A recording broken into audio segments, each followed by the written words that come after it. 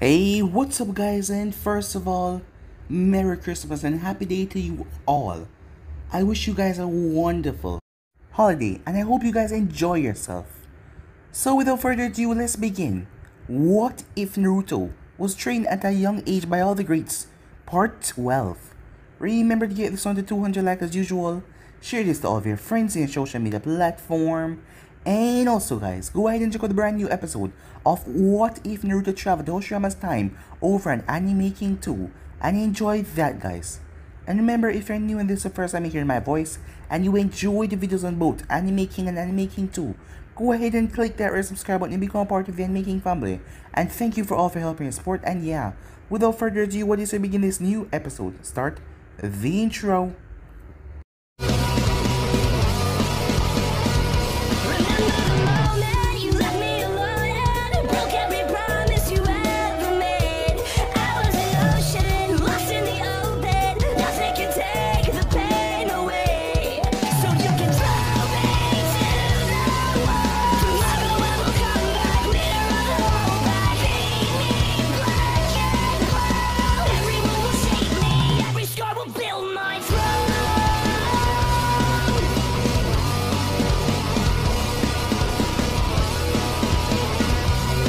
So the last time we left off, we were at the Hidden Sand, as they saw the outrageous demands that Konoha wanted. With Temari and the others there, as they were able to set the situation, they didn't want to involve themselves in more war. They're no longer going to be one of the 5 great nations, they're going to be a minor nation like the grass. Yes. As they had to pay off a huge sum of money. They had to pay a large sum right now, and for the rest of it, they can pay it off. And they also have to give over 5 prisoners of war. This is a tradition from a long time ago. Yes, 5 people that has to now stay at Konoha and live with the clan head family. Though, those prisoners will be treated well, as they came to the agreement as they signed it. The days passed as the prisoners arrived, Temari and some others, as Temari was the oldest of the group.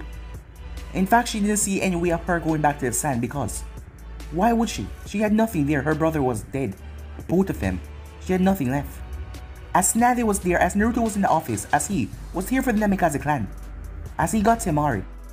But he saw how Shikamaru and her behaved with one another, so they decided to switch. As Shikamaru told that he owed him one, as Naruto got Alisa.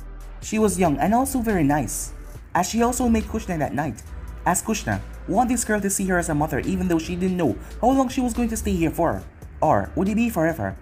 As Alisa accepted, as she wondered if she could call Naruto big brother as well, as he told her yes, as long as he get to call her little sister. At the Uchiha compound, as Mikoto was quite furious with Sasuke, they also got someone that he was supposed to watch over, as Mikoto once Sasuke could get to know the boy, but Sasuke was acting rather arrogant and ignorant. Since he get that curse mark and she wasn't able to do anything about it, she was going to retire as clan head and let his uncle take over the position. If she can't save her own son, if she can't stop him from going under this thing that she knew that would just cause him harm, what was the point of her having so much power? Sasuke said that she didn't understand because she was the ninja, as she just made her way off. The next day, Naruto took Alisa to the park, as they made their way there, until Naruto felt it, as he told her to go on ahead, that he would meet her in a couple of minutes, as she didn't understand, but he told her that he will be there soon, so she nodded and ran off.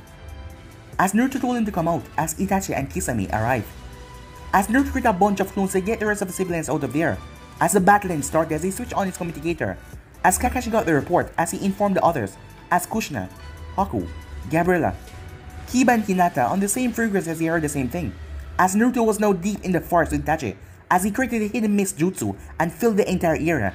Kisame had a smirk when he finished viewing the clones. This boy was certainly interesting. This is gonna be so much fun. So yeah guys, so basically that's where left off. You guys can switch across to the place and check it out for yourself. So what do you say begin this new episode? Naruto stood there as the wound in his leg was already healing. He needed to get angry. He needed a rage. He needed that red chakra. If he's going to kill someone as powerful as Itachi, he needed all that he could muster at the moment. The problem was he couldn't tap into the red chakra unless he was furiously angry. And it seemed that being, well, threatened to be captured and death didn't make him all that angry enough. He chuckled. He was worried that sometime this would happen eventually. The last time he had a talk with the fox, he wanted to ask him if he could tap into the red chakra without even getting angry. But the fox had dismissed him before he could ask. "Come on, idiot fox," he said. Fine, Nerd says he felt nothing. "I guess I'll just have to do this with my own chakra." As he rubbed some of the blood on his katana as he placed it back in his scabbard. He then created 30 clones. That will not work, Itachi said, as he was still in the fog. As Naruto was not surprised that someone of Itachi's ability was able to sense the clones without even seeing them. No, it probably won't, but it's a start until I can come up with something better. As the clones draw their blades and start to move. He got several of his clones' memories. Itachi brought a sword with him, and he was using it quite well. With his sword and kunais, the clones wouldn't last too long. He also felt a familiar chakra signature approach. Is that you? Nisa Naruto asks. Naruto, can you hear me? Said Kakashi over the radio. Yeah, said Naruto. I'll be right there. Hold in place for just a moment, as Naruto switched his communicator back onto receive. Naruto-kun, are you alright? Both his mother and Hinata said at the same time. He quickly assured the both of them that he was fine. Hinata, where are you? And is Kiba with you? Asked Kakashi. Yes, Kakashi-sensei. Kiba and I are approaching Naruto from the west. We should reach him just after you do, Hinata said. Hinata, said Naruto. Can you and Kiba maybe stop 100 yards behind Itachi and wait there? Naruto-kun, you promise, she said. I remember, he said. This is different. Since the whole team is here, I have a plan. Kakashi and Pakon finally reach him. What sort of plan? Wasting no time, he outlines the idea. If we work together, I think we can do this. Are you sure you have enough chakra to use both? Asked Kakashi. Yeah, I have chakra to burn, said Naruto. The timing has to be absolutely perfect or else his reaction will be different from what we need, said Kakashi. I know, but I think I can do this. I only have a few clones left fighting him. We need to do this or come up with something else in a real hurry. Kakashi thought about it. It wasn't a bad plan and it might work, so long as their timing was perfect. Alright, Kiba, Hinata, did you both hear all that? Yes, they said. Then get in position and tell me when you're ready. Meanwhile, oh mom, I almost forgot. Itachi called me here with a partner. He has blue skin and he carries a sword. Itachi called him Kisame. Hashigaki Kisame? Haku said with certainty. You know him? Asked Kushina. He was an associate of Zabuza-sama. I wouldn't call him a friend. He's extremely powerful and has a massive chakra reserve. He wields a sword called Samihata. It's shaved rather than cuts. He's extremely dangerous. A laugh came out of the fog. Ah, it's good to be famous. Is that you, Haku? Everyone in Team Kushina drew their weapons as that figure came out of the mist. Well, I say this. So where's Zabuza? And why is he hiding out in the Leaf Village?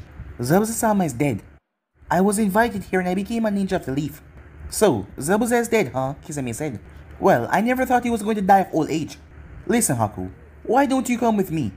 I could use a powerful apprentice. And one day you can become a full member of the organization I serve. I thank you for the offer, Kisame-san.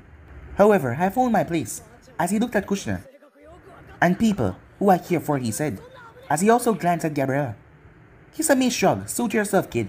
If you're here with Itachi, then I'm gonna have to stop you, said Kushina. Nice sword, and the way you're holding it, I can tell you know how to use it. So who are you? I am Kushina Namikaze, she said. Never heard of you, said Kisame. But I'm guessing that you must be related to Naruto Namikaze. I'm his mother. Oh really? Then I guess you're kind of pissed and I'm gonna take your boy and gut him like a fish. As Kushina went silent, completely silent. You did not just say that, said Gabriella. As a massive killing intent dropped on all of their shoulders, she moved like a blur as her sword clashed with Samihata. As Kisame got his sword just up in time to keep from cutting his neck. I'm gonna kill you, she said. Meanwhile, we're in position, Hinata said. He just took out the last clone, said Naruto. Alright, said Kakashi. Kiba, Hinata, begin. As he started to focus chakra in his hand. Again, for this sword, the timing has to be perfect. I know, said Naruto, as he held up his hand as a blue ball started to swirl together. Itachi sensed a pair of new chakra signatures as he heard movement behind him as he turned. Fan over fang technique! He was able to dodge them without effort as the two spiraling mass dig into the ground. That was when a young Aiga girl came at him, using her clan gentle technique. You are Hinata, I believe, said Itachi calmly, the clan heir. That's right, she came at him without fear. Don't bother with your genjutsus. They won't affect me so long as my Byakugan remain active, and Kiba is tracking you by scent, not sight. She hadn't managed to hit him not once yet as he was moving so swiftly. As Kiba and Akamaru dashed from behind him. That was well thought out but still futile, as he jumped back. Dragon Fire technique. A massive flame spewed from his mouth towards her, as she twisted her feet, rotation, as she blew away the flames in a dome of chakra, as Kiba and Akamaru scattered about. As Itachi landed, he heard chirping birds. Shidori! As Kakashi burst out of the mist. Rasengan, said Naruto, as he came from the right. Their timing was perfect as they reached him at the exact same moment. Meanwhile, Kisame laughed. She forced him back several steps. Her attack was ferocious and deadly. You're a 5th level master of blades. I'm impressed. He moved back and brought Samihata down with all of his might. She blocked it with her katana, but the sheer force that Kisame brought it down with, it sent her staggering a bit as he pulled his blade back as he was about to shave her down. Great fireball technique! Gabriella fired a great boulder of flame towards him as Kisame jumped backwards as a shower of senbon rained down on him. He blocked most of them, but some of them got through. The moment Kisame landed, Haku cast his jutsu. Secret Art of Water, Ice Crystal Magic Technique. The air around him started to solidify into a number of ice mirrors as Haku entered one of them as his image appeared. Please surrender, Kisame-san. I have no wish to kill you. Kisame laughed. Don't get cocky, kid, as he went through hand sign. Exploding water shockwave technique. The ground beneath his feet explode as water started to pour out everywhere. I'll be able to use all my jutsus, while I don't think your precious senbons will have the same punch after going through thick layer of water, he said.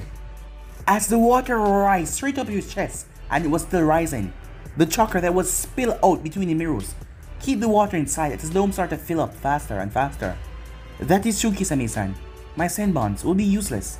But you've forgotten one more thing. As the water filled the entire dome in a minute, being underwater, he did not talk. Well, he could not. But he sent Haku a smug look to say, yeah, what? I have a Kikinkai, Haku said, as he freezed the entire water in the dome, as he stepped out of the ice mirrors and dispelled them. In the middle of Konoha Park, there was a giant 20-foot dome of ice. Well done, Haku, Kushina said, looking very impressed. Thank you, Kushina-sama. Haku, said Gabriella. Yes, he said. Want to go ice skating later, she asked, as he looked at her, not knowing if she was serious. Meanwhile, Itachi had snapped out as he grabbed both of them by their wrists. His Sharingan was watching the both of them carefully as his eyes narrowed. That was a truly excellent attempt, but your attack failed. Naruto focused his chakra into his fist as his hand was glowing with chakra. As he swung it forward, Itachi saw what was coming, but he could not release a Chidori or a Sengan because they would strike him. He screamed out in pain as his shower exploded in a gore, blood and shower and meat. His right arm continued to grip Naruto's wrist, even though it was no longer attached to his body. He forcefully threw Kakashi down as he shunshed him away. Damn it, Kakashi growled, knowing Itachi will never catch him now. Naruto pried Itachi's fingers loose as he ended the missed jutsu. That's too bad. I guess I'll have to kill him next time I see him, said Naruto. As Kakashi looked at him, Naruto, you only managed to fend him off now because you had help. Next time you might be alone. I know. That is why. I need to get a lot stronger, he said. Time skip. You. Is that really? Causing Itachi's arm, asked Gabriella. It would have been his head if I was close enough, said Naruto, as he looked at her. You could see his mild discomfort. As Kushina sighed, son, Gabriella is not like Itachi, or Sasuke or Fukaku. She's her own person, and I've come to think very highly of her. She smiled. Thank you, Sensei. You're welcome, dear, but just so you know, you and Haku are still getting punished for what you did. What? But that Kisame guy. We stopped him. It was a good thing that we came. Oh, I agree. But if I don't punish you, you're gonna start thinking my orders are voluntary and not follow them. This time things worked out. Next time, ignore my orders would be a disaster. When I give you orders, not a request, and it's expected to be obeyed. So you're really gonna make me and Haku go in the circle? She asked. Yes, but you only have to stay for 6 hours. We can do that tomorrow. Why don't we get something to eat? As she looked at Naruto, and I mean all of us, it will give all of us a chance to... Oh hell, said Naruto, as he rushed off. Naruto, stay Kakashi, wondering what was going on, as he didn't sense any enemy nearby. She was standing there right outside the park entrance as he told her to, as he rushed up to her and gave her a hug. I'm so sorry, are you alright? Alyssa blushed a great deal as she nodded. Oh, it's fine, big brother, she said. It wasn't that long. As she noticed his cloak was gone. His clothes was torn and a bit dirty. Are you alright, big brother, she asked. Never better, he said, as he pulled her up back on his shoulder again, as she heaped. As he started to laugh. Come on, let's have lunch with Mom and Haku, and some people you haven't met yet. Don't you have to meet with their team to practice, she asked. My team is amongst the people you'll be meeting, and I think I had my workout for the day, he said. Time skip. Are you sure you want to do this, Nadia asked. Naruto nodded, of course. I mean, I want to know what you want to tell me. Besides, how often do you get an invitation from a dead man? You have a very weird way of looking at things, Naruto. Let's get this over, she said as she looked at Ibiki. Ibiki pressed a button as the elevator started to bring them down, as the three of them were silent. As Naruto has never been to the Hanfu headquarters before, The reason he was there was a strange one. He was there by invitation, just not one from the envoy. As he looked at the red signal lights as they flashed different levels, as they came upon the last one, B5, also called the hole. This was where the envoys kept the most dangerous prisoners. The elevator door opened as 4 envoys were standing there. Behind that was a thick steel door that was sealed with 6 monitors on the wall. On the decks there was a single red button. Underneath with a glass cage, a man sat at a chair as he looked at the monitors. As Naruto took a look, "You don't have any guards patrolling the hall?" he asked. "No, we don't want to risk a hostage situation," Ibiki said. "If we see any sign of trouble, we press the button." "The button's a general alarm," Naruto asked. "No, it activates a contingency plan." As Naruto waited, but Ibiki didn't say anything else. "Alright, I give. What does the big red button do?" Naruto asked. Ibiki opened the armored door.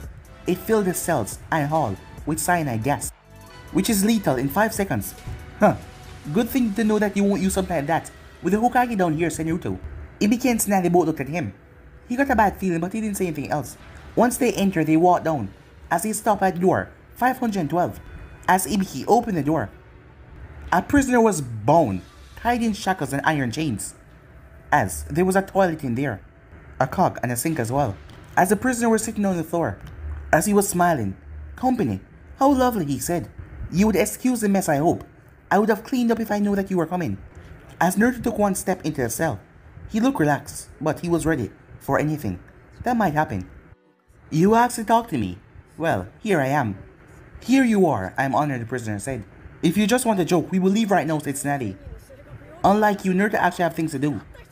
You have been tried and condemned to death. You are a dead man waiting execution. In a few hours, you will be taken back to your miss, Onfu escorts, and begin your journey back to your village," Ibiki said. Kisame laughed. "Yeah, I always want to see the village hidden in the mist again, but under different circumstances.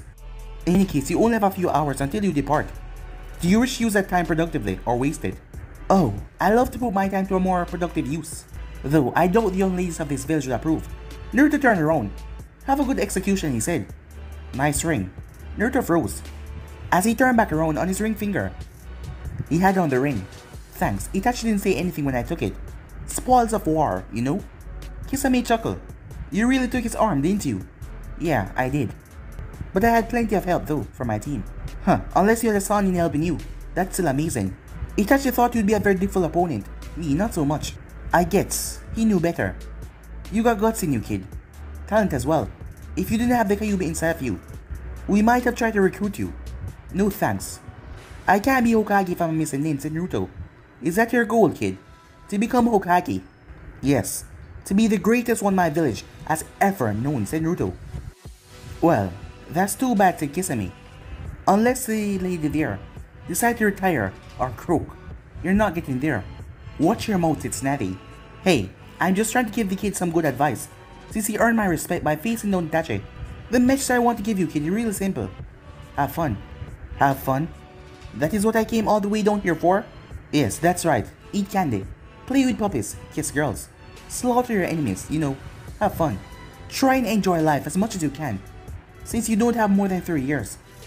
You know," said Naruto, "you're not in a very good condition to make friends." "Oh, I won't be the one that will be killing you." "Seems like you're gonna outlive me," said Kisame as he looked at the chains. "But my organization is powerful and committed, and we will never let you go. So long as the Akatsuki function, you will be our prey, and we will hunt you down and take what is inside of you. You have 3 years, kid, at most, so enjoy what little time you have." "Why 3 years?" Naruto asks. "Honestly, I have no idea. Just know that there's a time limit, and that's it." "So a bunch of criminals want me dead?" "Well, thanks for the warning," said Naruto. Naruto, said Tsunade. "Do not take this lightly.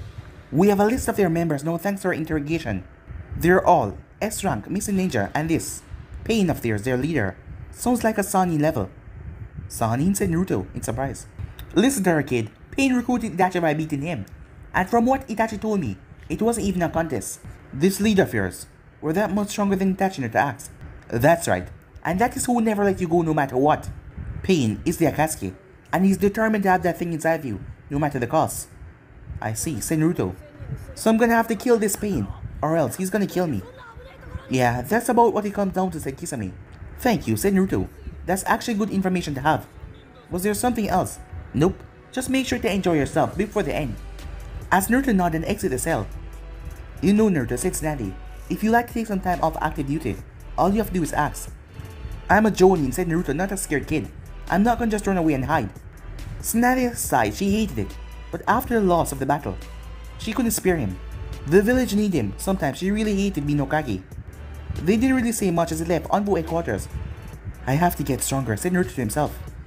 Meanwhile, a grunt of pain as he looked at his arms that were bandaged up. It didn't work. Why didn't it work? My lord, the truth is, I do not know why the procedure failed. By all rights, amputating the arm and replacing them should have healed the injury. But almost as soon as a new arm was attached, they sort of black and deteriorate as well. I can see that, Orochimaru said. What I want to know is how can this be repaired? My lord, I have no jutsu or medical procedure that can cure this. The only person that might possibly have a solution is Tsunade. Orochimaru's neck extended and ripped right into the man's neck with his fangs as he tore it out. Blood exploded from the man's neck as he dropped down and died. Fool. Do you think I could go up to her and ask her for help? Yelling at a corpse on the floor would do no good. Karen, come here. Pale and nervous, she stepped her in the body. Yes, my lord, she said. I want you to repair my arms, he demanded like a petulant child. My lord, she said, I'm not a nin. I am a researcher and scientist. Perhaps if you were to recall Kabuto. Kabuto has his own mission to complete. Besides, he gave me the same advice as his fool. Only Tsunade could possibly know of a way to heal me. Then, my lord, why did you kill him just now? As he snapped his head towards her. Because I am sick of hearing that it cannot be done. I recently took this body and I cannot leave for 3 years. I am not staying in this condition for years. You are my most brilliant research scientist. If a jutsu cannot help me, then I have to depend on scientists. So, can you do it? As she looked at the body that was on the ground, Kabuto was the one who was supposed to be here, talking to the Lord. But he was in Konoha. He had his own mission. She knew if she said no that she would die, end up the same way as his fellow on the ground. Yes, my lord. It may be possible that science require data and experiments, as you know. How much time do you need, he asked. How long can I ask for without him going crazy, she thought. 6 months, she said. He frowned at her. I'll give you 3. You can have 3 months to fix my arms. If you do it, I will reward you to anything you would ever imagine. But if you fail me, Karen, he said, as he gave her a deadly look. Do you understand? I do, my lord, she said. Then go and get started, and send someone to clean up this mess. Yes, my lord, she said as she went away. Karen walked out, as she was sweating, as she had no way to heal his arms. He was just like a spoiled child. If he didn't get what he wants, he would kill you. She had no real loyalty to him. She was not Kabuto. She loved science and she has great things never seen before. She had joined this because, for the research, no stupid moral to hold her back. Her time with him had been a wonderful experience, as she had accomplished so many things. But though she had slaughtered hundreds of dead subjects, that didn't mean that she was willing to die as well. I have 3 months to get myself out of this. I know I cannot cure him. If I try and run, he will send ninjas after me to kill me. So what does that leave? She had a sharp mind and she came up with a third option. It was almost as dangerous as the other two, but that was her best chance to live more than 3 months. Time skip. How do you feel? Itachi made a fist with his new arm. It feel just a little weak. That is normal in a few days. You won't be able to tell the difference. You have my thanks, Itachi said. Kakazu chuckled. I'll send you the bill. He half joked. What went wrong? Asked Pain. Naruto proved stronger than I expected. He was able to hold us off until help arrived. It is not like you to feel, Itachi. This is a temporary setback, nothing more. Is the deadline still the same? Of course, Pain said. That has never changed. Even though the one tail is dead, the weapon can be reconfigured to use a chakra of the 8 Bijus. Everything remain in reach, everything is on schedule. We will succeed. You have failed your mission though. You even lost your ring. You will have only one more opportunity. May I choose when I meet my final attempt? Itachi asked calmly. Pain nodded. So as long as it was in the time limit. What of Kisame? Pain frowned. He was captured, and he spoke. He's no longer a member of his organization. Itachi nodded. I see. Time skip. Hero. Sasuke smashed his fist in a tree. Jonin, he smashed it again. The one who took Itachi's arm, he smashed again. The next Hokage smacked it as he smacked the tree over and over again. Stop, or I'll tell everyone you're abusing that poor tree, a voice said. As he turned, his knuckles were bloody. What do you want? He asked. Shouldn't you be training with your precious sensei? I already did my training in my squad, and an extra work out with my dad. Your mom sent me to get you. It's time for dinner, said Gabriella. I'm not hungry, he says. He turned back to the tree. Come on, Sasuke, how can you teach all these trees a healthy lesson without a healthy meal? He turned and glared. Is all this a joke to you? If by all this you mean that stick that is shoved all the way up your ass, you mean? Yeah, she said. Tell me, what the hell is wrong with you? Ever since Itachi came back, you've been more of a jerk than usual. Well, what do you expect? He came back here to go after Naruto, and Naruto took his arm. So? What do you mean, so? Sasuke said. Would you have been happier if he killed Naruto and captured him instead? Sasuke honestly didn't know. He hated Naruto, and he wanted to be the one to save the village from him. But if Itachi did, the village would be safe. And wouldn't that make Itachi the hero? No.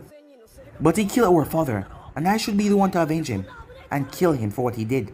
And if he was in the village, he should have come after me instead. Oh, I see. So you wanted Naruto to just lie down, and wait for you to come and rescue him. Get over it, Sasuke, she said. Naruto is a powerful ninja. Deal with it already. You don't like him, I get that. But you're starting to go way past rivalry. I'm really starting to think that you like to kill him. And she saw it, a look of bliss cross his face. It was gone in an instant, but it was there. Of course I wouldn't, he's a comrade. I'm just upset, that's all. Come on, I think I'm hungry after all. Sure, she said as she followed behind him. Time skip snatched a smile at the 5 ninjas she called. As she saw Kabuto and Nopal having a talk, they seemed like best friends. She was just ashamed a bit that her duties of being Hokage meant that she would be able to teach him so well. As Neji was there, as he stood there calm and relaxed. Beside him was Hinata, her apprentice and assistant. Hinata was already much further along than anyone else. She would actually help with teaching the others if time allowed her. She would actually give Hinata some one-on-one training later. And then there was her last selection. Thank you so much for this opportunity, Hokage-sama, said Sakura. Well, a former student of mine recommended you for this. Higla isn't just one to hand over recommendations without being sure. But she was raving about your skill level, so I had to see for myself. Higla-sensei said that? Sensei raved about me? She certainly did. Knowing Higla, Snazzy could understand why the girl was acting this way. The door then opened up as Shizune came in. Lady Snazzy, we have received this. Snazzy took the paper and looked over it. She paled, as she looked over towards her apprentice. Hinata. Yes, Hokage-sama. I have something I have to take care of. Can you take over the class? Yes, Hokage-sama, she said. Thank you. And with that she headed out, quickly, as Snazzy glanced at the report in her hand. Once again she hated herself for what she had to do her duty.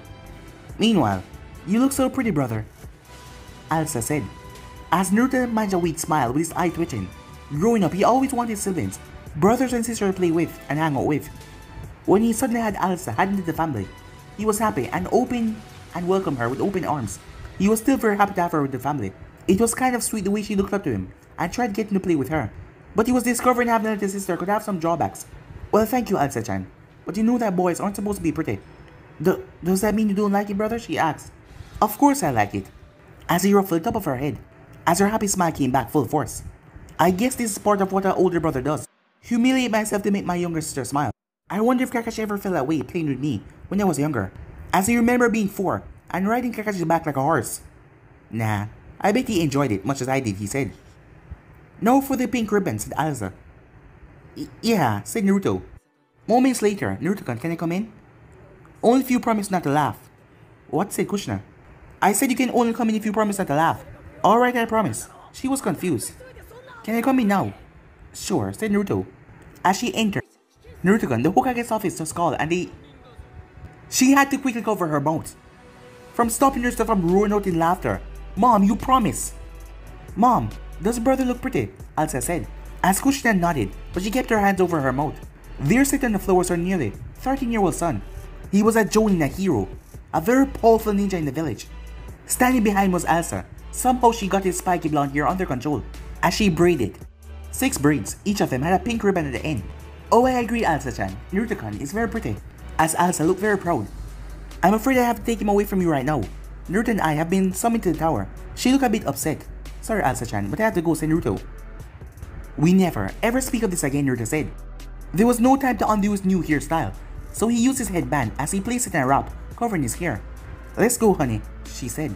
As Naruto looked at her, as he stepped in front of her. Mom, promise me you would never mention this, he said. She chuckled, as a smile came on her face. Mom, said Naruto. As she didn't answer, she just skipped past him. Time skip. Thank you for coming. What's wrong? I have an A rank retrieval for 2 of you. Just me and Naruto? Or do you mean our 2 teams? I mean just you two, says Navi. The request is from... Uzumaki Sashu. Kushina back stiffened. Uzumaki said Naruto as he looked at the Hokage and back at his mother. Naruto-kun, could you give the Hokage and me a moment alone, please? Kushina, said Tsunade unhappily. He has a right to know. He's an adult. He has no reason to know about him, said Kushina. Mom, Hokage-sama, who is he? Naruto asked. Do you want to tell him or should I? Said Tsunade. Frowning, Kushina looked towards her son. Technically, he's my uncle. So technically, he will be your grand-uncle. I have a grand-uncle? Why didn't you ever tell me about him? You said I didn't have any relatives on either side of the family. It's complicated, Naruto, she said. What do you mean it's complicated if he's family? Why haven't you told me about him? Because he's not family, Naruto-kun. That's why I never mentioned him. She turned to Tsunade. You should have spoken to me about this in private. Whatever he wants, the answer is no. He made his choice a long time ago. Please, read this. Said Tsunade. She handed Kushina a report. As Kushina read the report, as her anger lessened just a bit. I see. So he's dying. He's dying, said Naruto to disappointment. Mom, we have to go see him then. No, Kushina said as she placed it back on the table. We are not going and that is final. Naruto grabbed the report off the desk. Naruto, she said. Let him read it, said Tsunade. He can decide for himself if he wants to go. What? Kushina said. As Tsunade gave her a neutral expression. She didn't speak to her as a friend or Naruto godmother. She spoke to her as a Hokage. If you want to refuse assignment, you have that right. This is not a S rank. But Naruto can accept it if he wishes to. You are not sending him out here alone. The mission requests are very specific. Sashu asks that no one but you and him be sent. And given the location, a small force would be best. Drawing the wrong sort of attention would be disastrous, says Tsunade. Do you know how dangerous this will be? Kushina asks. Why do you think I'm assigned the A rank? Naruto is a Jonin. As such, he'll be able to handle some A ranks alone. She hated when her duties went against her wishes to be a friend and godmother. But she had to. She couldn't sweep this mission under the rugs because of Kushina's feelings and Naruto's safety. After all, he has proved himself time and time again, and he has trained so hard. What does he mean the retrieval object is the legacy of the Uzumaki clan? Naruto asks. I have no idea. I presume it to be some heirlooms. Your mother probably knows, said Tsunade. It's nothing of great value. Nothing worth the risk. I'll take it, said Naruto. Naruto, said Kushina. I'm taking the mission, Mom, said Naruto. I want to meet him, and if he's really dying, I have to do this.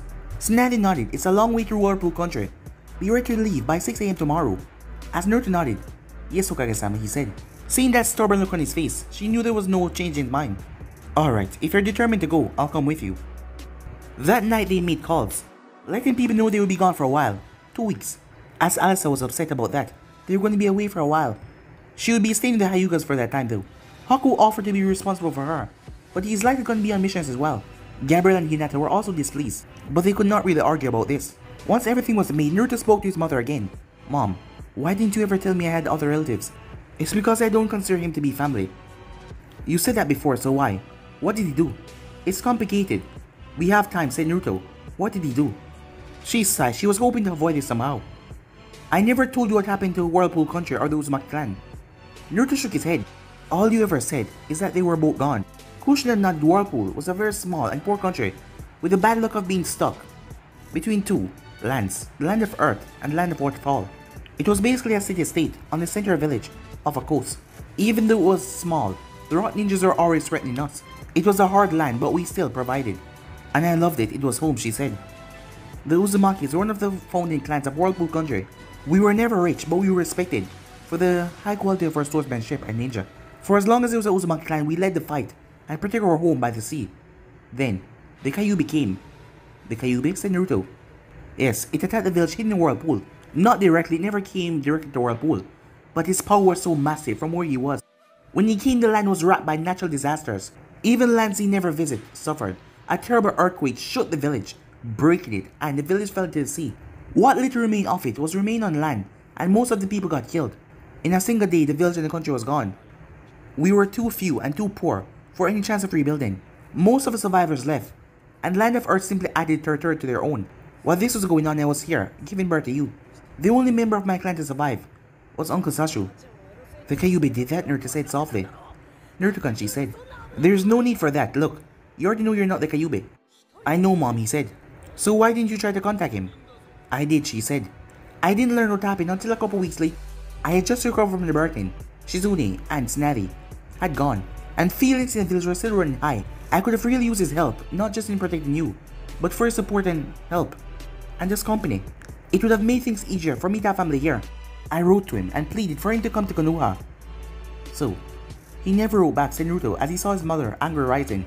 Oh, he wrote back alright. He told me his duty was to remain in Whirlpool country and preserve the Uzumaki clan. He asked me to abandon Konoha and bring you to Whirlpool. Why didn't you? Said Naruto. What? She said in surprise. Well, since so many people hated me here, why didn't you leave? Because even if some people hated you, you were still the son of Minato Namikaze. You were Minato's legacy, the heir and future leader of Namikaze. Your destiny was always here. And I had Kakashi, Sarutobi, the Hyugas, and occasionally, Shizune, Tsunade, and Jiraiya. I had this mansion and the aid of the Hokage and the envoys to protect you. Against all of that, my uncle wanted me to take you into a shack in the middle of nowhere that was near to rock ninjas. If they had even suspected that you were Minato's son, they would have sent an army to capture or kill you on spot. So tell me, which way do you think I should have gone? Oh, you definitely made the right choice, said Naruto. So you agree, she said. So, you just wrote him the one-liner to ask? No, dozens, she said. I sent him pictures of you and told him that his duty was to his living family. But he told me his greater duty was to remain in Whirlpool and honor the clan member that was no longer there. I gave up and stopped writing him. So far, I was concerned that he abandoned us and he was no longer family. That is who we're going to see. A man who cared more about the dead than the living. You still want to go? As Naruto remained silent for a few seconds. He's still family, he said, as he looked at her. You forgave the people who hated me. Can't you forgive him as well? Those people were strangers, Naruto-kun. Saishu, he was family. He had a duty to you, and me as well. And he abandoned us, and for that, I can never forgive him. I still want to meet him, said Naruto. Very well, get some sleep. It's going to be a long trip, she said. Time skip. 5 days later, as Kushina was currently down in her belly, as she was looking through the binoculars. This is it? They're occupying my old country. With just 20 ninjas, she said. There was a wooden fort where old Whirlpool was, with 20 stone ninjas. She wasn't sure if she was more relieved or insulted. She crawled back down, she met Naruto at the base of the hill. The both of them had on spotted green clothing and black cloaks, with tunics. She tied her hair up in a ponytail and stuffed it in the back of her cloak, so no one could see it. As Naruto tied a rag on his head, tied his blonde hair. Both their headbands were hidden away. They would pass themselves on as common people. The information we got seemed to be correct. There's one small fort here. If the rest is correct, they mostly patrol the border and don't bother the locals. That's good, isn't it? Said Naruto. She nodded. Then why do you look like you swallowed a lemon? Naruto asked. She chuckled dryly. How would you feel if you went back to Konoha and a bunch of stone ninjas were acting like they owned the place? He tried to picture that image in his head. As soon as he did, let out a low growl. She nodded. Let's go, she said. So we're finally gonna meet Saishu, said Naruto. She nodded. But there's something I need to see first. It had never been the size of Konoha, not even a third. Nothing was standing as she looked up in place, not even a single wall, as it was just a pile of rubble. She was told that the old Bedouin was abandoned, that the few survivors who had left had went off in a different direction. As they went, they disturbed some rabbit and a few gulls. The grass were growing in what to be the streets and the yards. Rain started to fall as they made their way around. They had on their cloak though. It rains here almost every single morning, she said as she looked up. As the rain started to pour over her face. It's always cloudy too as well. Gloomy, depressing place, she muttered. Are you alright, Mom? He asked. Just a lot of memories, she said. As they continued to walk slowly through the street, she let her eyes wander about. The destruction was so complete, as she wondered if any of her old friends had survived. She had written her uncle accent, but he did not know of a single one. As they were walking, she spotted an old, broken doll half buried. As he was outside the pile of a home, was a child that doll belonged to buried there? She turned her head as she couldn't think about something like that, as it made her remember that terrible night, 13 years ago. As she looked towards Naruto, she quickly reached out and kissed him right on the cheek as she hugged him. Huh? Mom, what was that for? He said. That was just because you're my son, and I love you, she said. I love you too, Mom, he said, as he kissed her on the cheek. As she saw the jagged line in the earth, where a part of the village dropped into the ocean, as she walked over to the edge, as she looked over, the rushing tide coming in and out, all that she could see. The water was dark and foamy, and it was deep, very, very deep. The clan house was about a mile over there, she said. It wasn't a mansion, but it was big. We had a yard, and few trees, she said, with a smile on her face. It was great here. I had Mom, Dad, my brothers, Tanjamin, and Yujisai. I had uncles and aunts, and my grandfather. I grew up surrounded by a huge family. She looked at him a bit sadly. I was always sorry I couldn't give that to you. As she looked into the ocean, We would go swimming and fishing, and we had picnics out in the field. But the best thing was when Dad would tell us stories. When we were kids, he would come back from his missions and tell all of us a story. We would all gather around the fireplace. Sometimes he would tell about his mission, or about his ancestors. But they were always amazing, she said. You would have loved him. You would have loved all of them. But they're all gone now, she said. As she looked out to the ocean again, as she could just still see it there. A replica. Just an image in her mind. She remembered her older brother standing in a circle, with a cocky look on his face, just daring her to hit him with a wooden sword. As she remembered standing in the kitchen with her mother, learning how to cook. As she remembered running around screaming to her brother and cousins. As she remembered falling asleep in front of the fire, and her father gently picking her up and brought her to bed. She came out of her thoughts as Naruto held onto her arm. Mom, are you okay? He asks. I'm fine, she says. You wipe her eyes. The rain got in my eyes. Mom, I'm so sorry you lost everything, he said. I didn't, she said. As she hugged him, I lost a lot, but the most important thing I still have is you. As she kissed him on his forehead. Come on, let's go. The settlement was a bit away from their current post, where the rock ninjas were, so she couldn't risk it. As she looked over there, the place looked scattered, as there were just some buildings mashed together. Was this really all that was left of our country? Which one is his, said Naruto. None of them, she said. We just came here to get our bearings. According to the report, he lived in his own home, miles away from here. Then what are we waiting for? You're really eager to meet him, aren't you? Of course, Naruto said. I just hope that you're not too disappointed, she said. Time skip. A man was standing outside his hut as he stood there. He could already sense two people coming. As his heart reeled back in fear and a bit of dread when he saw Kushina, as both of them were wearing black cloaks with a bit of green on it, camouflage cloaks. As he took in a deep swallow. Mom, said Naruto, as they saw the person right at the hut waiting. Is that? Yes. That's your grand uncle. Come on, let's get it over, she said. As Naruto went up to the man. As they stopped a bit of distance, as they were walking rather slow, they didn't stop completely. The man looked to be around Jiraiya's age. Grey hair, with tinge of red in it. He had a blade on his waist, and pouches around his waist as well, as he had on black pants with a grey shirt. His mom came to a stop, as Naruto looked at her, so he stopped as well. As he decided to two of them talk first, he opened and closed his mouth a couple of times. He then took a deep breath. Hello, Kushina. Uncle, she said flatly. He opened up his arms, but she did not even move. Still angry, I see, as he lowered his arms. You might say that, she said. Well, you can't be too angry, since you did come. I didn't want to come, I'm here, because Naruto would have come alone otherwise. Saisho turns attention towards the young man, standing to Kushina's right. Naruto, would you like to give your old uncle a hug? Sure, said Naruto as he went forward and hugged the man. As Kushina frowned, but she did not say anything. After their hug, he stepped back. Now make me take a look at you. You really are the absolute spitting image of your father. Naruto rubbed the back of his head. Thanks, he said. It's so good to finally see you. I have pictures of you as a baby but nothing else. And whose fault is that, said Kushina. If you really want to see him, you can visit him anytime you like. Saisho looked at his niece as he sighed. I did not feel I could leave Whirlpool. You know the reason why. I know, she said with anger in her tone. You had to stay here to honor the memories of your clan, while your living family was ignored. You are right, I did stay here to honor our clan's memory, and perhaps because of that I ignored the duty I had to you and your son in favor of the other. But I asked you to understand what I did. I did it for the best of intentions. Still, if I failed you and Naruto, I humble and sincerely apologize to both of you. As he gave the both of them a deep bow, I asked the both of you to please forgive me. At his words, Naruto smiled as Kushina stiffened. That's alright, Grand Uncle, Naruto said. I forgive you. I am sure Mom does as well. Naruto! Naruto was surprised the way her tone was. Do not speak for me. I do not forgive you, Uncle. I lost my husband, and except for a few friends, I was in a foreign land with people who want to harm my son. I needed you. I need my family there to help me. You refuse. You made my burden much more heavier and you deny my son your wisdom and protection. If you think that can be forgiven or forgotten with a simple apology, you're sadly mistaken. Mom, said Naruto. She shook her head. We're here on a mission to retrieve an item. Go ahead and give it to us so we can be on our way. But we just got here, said Naruto. It does not matter. We're here for one reason, to pick up an item and bring it back to Konoha. The sooner we get it, the sooner we can get back. Kushina. Saisho said in a firm voice. I understand that you're angry with me and that you hate me. But I'm still your son, only living relative. Surely you can stay a few days to give him a chance to get to know me. If you really want to get to know my son, you could have visited him at any time. If he's a stranger to you, that's your own fault.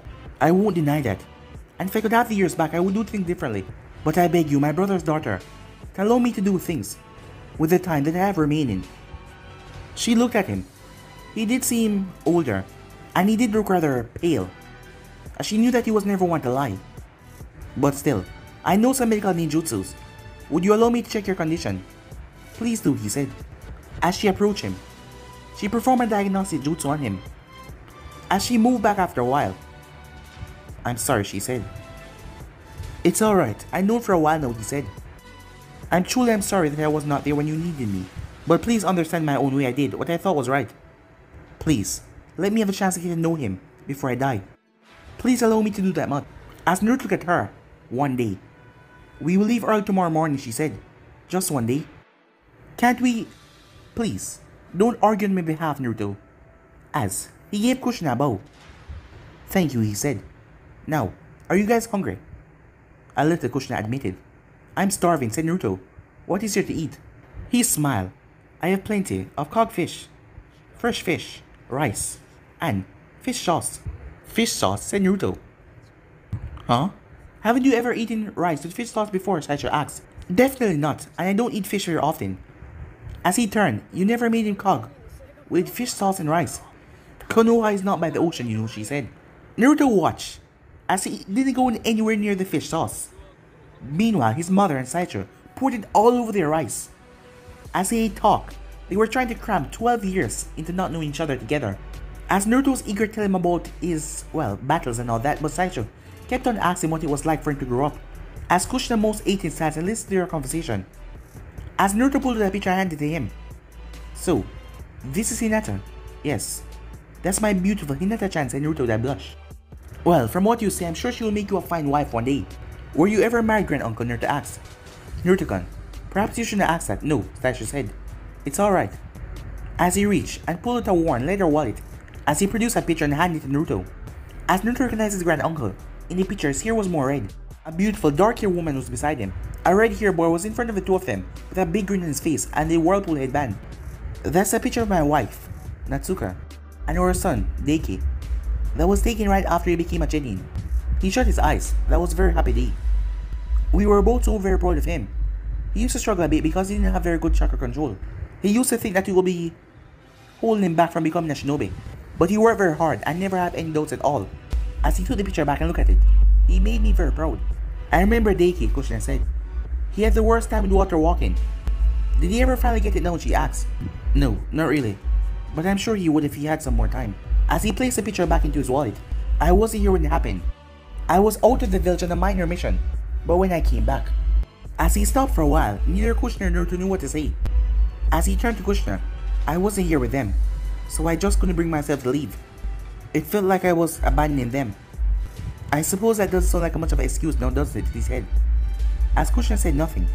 Here, as he stood up from the table, since you agreed to stay for a day, I might as well give it to you now. As he went over to a placemat on the floor and pulled it aside. As he pushed back a dirt floor, as a locked wooden door was there. As he went through a handstand and touched it, the door popped open. As he pulled out two items. What is that? Said Naruto. The legacy of the Uzumaki clan. And your payment for the mission, he said. Do you really have it? Kushina said. How could you have gotten it? I mean, it would have been sealed in the basement safe at the clan house. It was. I used a water breathing jutsu search for it. It took me over 2 years to find the house. Then it took me over several, digging and searching through rubble. But I finally found it. As he turned and held over a sheath katana to Kushina, she took it from him and carefully pulled out the blade. As she read the name etched into it, Uzumaki Kushina, Guardian of the Whirlpool, said Naruto. Yes, that was a name taken by the founder of the Uzumaki clan. This katana is over 300 years old and represents all that the Uzumaki stand for. Yes, I had to recover it, Saicho said. I could not bear the thought of it being lost forever. As he took the blade from her and held it, this blade has come full circle. It was held in the hands of the man who created our clan, and the first Uzumaki. Now it rests in my hands, because I'm the last Uzumaki, he said. What are you talking about? Said Naruto. Me and Mom are here as well. You're not the last Uzumaki. Yes, you and your mother have Uzumaki blood in our family, but you're both of the Namikaze clan now. Oh, said Naruto. I'm sorry again, uncle, I changed my name, but... Saicho nodded as he understood. But you want to keep it to honor your father. You're a good boy, Naruto, and no Minato will be very proud of you. Oh, thanks, said Naruto. Uncle, Kushina said quietly. What exactly do you want me to do with the blade? When I'm gone, you and Naruto will be the last person with Uzumaki blood. I simply ask you to take ownership of the blade. This plate locked away, or put it on a shelf if that is your will, but I ask you to take ownership of it. I will, she said. Thank you, he said, as he handed it to her as she took it and placed it away. He then handed over an envelope. And this is a payment for the mission, as it jingled. You plan to pay for a rank with some spare change, he asked. She wasn't upset, she was going to pay for the mission herself if she needed to. Looking inside, he said with a small smile. As her eyes went wide, she pulled them out. It was a few of them. Gold coins? Where did you get these? From the basement safe, of course. Those coins were half a pound, and are probably worth 50,000 Ryu. She dropped the coins back in the pouch, she handed it back to him. Keep the coins. As she looked around the hut, there was a table, a sleeping mat, chairs, table, and a small bookcase, and small chest. A little more. I can pay for the mission easily, she said. He raised an eyebrow. Is that concern for your old uncle? Don't get the wrong idea. I just don't want to leave you without anything. As he pulled out a fat wallet of Ryu notes, as they were in the hundreds. Oh man, he said. Some of these were also in the safe, he said. And when I had to, I find work. What sort of work? Oh, I was an independent contractor, he said. Which is a fancy way of saying that you're a mercenary. Selling your ninja skills, she said, a frown. He crossed his arms. Do not take that tone with me, young lady. I was destitute. My needs were just few. Owned food, shelter, weapons, rope, clothing, tools. Those things don't grow on trees. So when I needed to, I worked. Doing what I was best at. What else could I have done? Written to me and asked for a loan, she said. Asked my niece for a handout. I'd rather chop off my arm. She glared at him, as he glared right back. So, grand uncle, what kind of work did you do? Most simple bodyguard and retrieving, he said, looking at Naruto. I did accept a few assassinations. Those pay better than anything else. Assassinations? And what sort of people do you assassinate? Asked Kushina. Criminals only. I refuse to kill anyone that was not a criminal. As he looked at her, can you say the same? She turned her head. That was different. I was an envoy, carrying out the missions of our village. Well, I didn't have an envoy or missions to rely on. I did what I had to do. You did what you wanted, she said. I did what I had to continue searching and find the things in that safe, he said. Was there anything else in the safe Naruto asked as he tried to lower the tension in the room? Yes, I was going to save them for later, but I'll show them to you now. I think you will like them. As he pulled out 3 fixed scrolls. Although, are those jutsu scrolls Naruto asked? Surprised. Yes, these are all the family jutsus of the Uzumaki. As he looked to his niece. These are yours if you want them. Though frowning, she nodded. Yes, I'll take them, she said. Can I have a look at them, Naruto asked. He looked at Kushina as Kushina nodded. As Naruto took them. You said that you're a wind type, right? Naruto nodded. Well, those jutsus are mainly water based. You can still learn and use them, but they won't be as powerful as your main base. I can still learn them, said Naruto. Are any of these S rank? S rank? That's a bit ambitious. Do you actually know any S rank jutsu, he asked. Yes, one. The Divine Wind Technique. I would love to learn another one. I see, Saicho said, as he looked towards Kushina, as he knew that he had the Gator authority.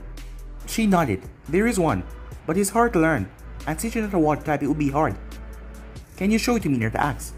He took the scroll and opened it, as he rolled it out until he got to the end. Ah, there's it. Summoning of the Kraken, said Naruto. What's a Kraken?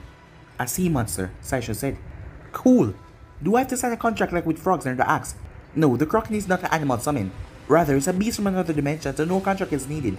But there are 3 conditions to summon it once you master the jutsu. You will need to use some of your blood too. It demands an awful lot of your chakra, and you can only summon it when you're in the ocean. As Naruto's life, he can only use it in the ocean. He wouldn't get much chance to use it, but he was still eager to learn it. Would you help me learn it, grand uncle? I'm afraid neither I or your mother know this jutsu. I'm sorry, but you're on your own. It's not the first time, said Naruto. It will be fine. He then looked towards Kushina. Oh, and there was also this. As he took out that thick book with a plastic cover. Wait, is that? He nodded. It's your mother. Photo album. She took it from him as she opened it. Naruto, come here. As he arrived, she pointed at a picture. A man and a woman, with 2 boys to the side and a woman who's holding on to a baby. That is my father and my mother, and my 2 brothers. Whoa, this is so cool, Mom, he said. Thank you, she said. She looked towards her uncle. I didn't have any photo with me, and I thought I'd never get to see their faces again. As he smiled at her. You're very welcome. I'm very glad that I'm at least able to give you this to make up for my failure. If it's just for a little bit. She looked at him. She moved forward and hugged him. You have no idea how happy it makes me. Just see their face again. Thank you. Thank you so much. Does this mean I'm forgiven? He asked. As she went quiet for a few seconds. Yes. I'm sorry. I'm sorry I was just so angry. You know it's Uzumaki temper and all that.